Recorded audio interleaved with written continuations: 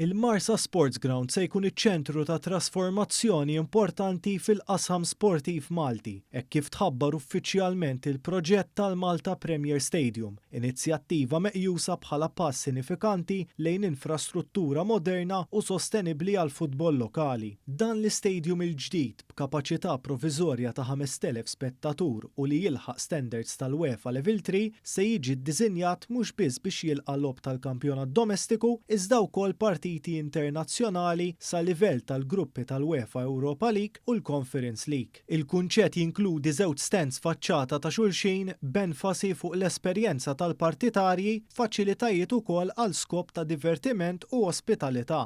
Il-proġett ħabbar it-tnejn filgħodu f'konferenza indirizzata mill-Ministri Clifton Grima u Byron Camilleri flimkien maċ-Chairman tal-Malta Premier Dr. Joseph Muscat. Il-Ministru Camilleri ddeskriva l-proġett bħala bidu ta' ħolma ġdida filwaqt li enfasizza appoġġ konkret tal-Gvern biex din il-viżjoni ssir reali.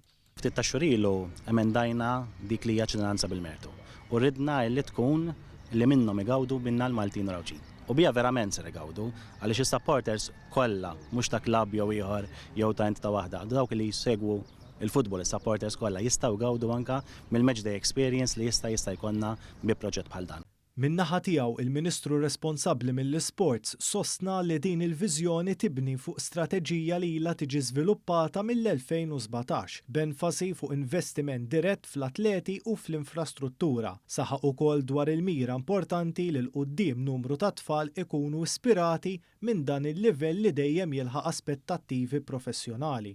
Naħseb li llum qegħdin naraw okkażjoni li permezz tagħha nġibu din il-ħolma bħala waħda reali u jkollna faċilitajiet sportivi illi jħarsu lejn dik li hija realtà ġewwa pajjiżna. Allura anke d-daqs huwa indikattiv ta' 5,000 ruħ. Kenna diversi diskussjonijiet ma' diversi stakeholders u fuq kollox rajna l-aspett ta' sostenibilità għas-settur. U allura il-ħolma li mhux ħolma tiegħi imma ħolma tal-pajjiż illi naraw propju il-pajjiżna illi jkollu fil-Marsa villaġġ sportiv naħseb li huwa ċar illi ħatkun qiegħda ssir realtà.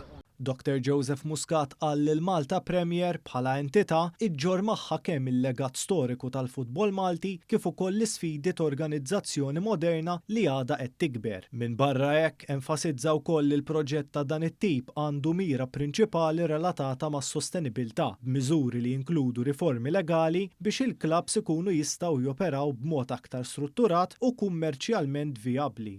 Jien nemmen li dak li qegħdin nagħmlu llum huwa mod ta' kif nżidu l-sostenibilità tal-futbol Malti. Ġifieri naraw li b'dak li qegħdin nagħmlu mhux tkun tal-mument, is-saħna tal-mument, imma dak li ħanku qegħdin nagħmlu llum jitgawda mill-ġenerazzjoni li jmiss. Il-mira li l-ewwel logħba f'dan l-istadium issir sa mhux aktar tard mill-2030. Aħbar li ntlaqet ferm tajjeb mill-presidenti tal-klabs kollha tal-Malta Premier League li kienu preżenti għat-tnedija. Il-proġett saħansitra jmur lilin mill-futbol b'viżjoni li l-istadium joħloq ekosistema sportiva li tinkludi wkoll dixxilpini oħrajn bħar-rugby u l-baseball. Ma dan tħabbal li l-faċilità se tkun multi-purpose venue li fi żmien 48 siegħa jista' jinbidel biex jilqa' anke kunċerti fi ħdanu.